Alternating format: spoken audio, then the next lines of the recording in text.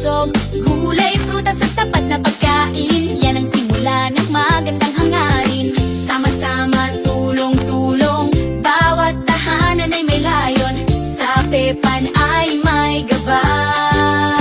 This is how I make my sandwich bread. Bread, boiled egg with mayonnaise,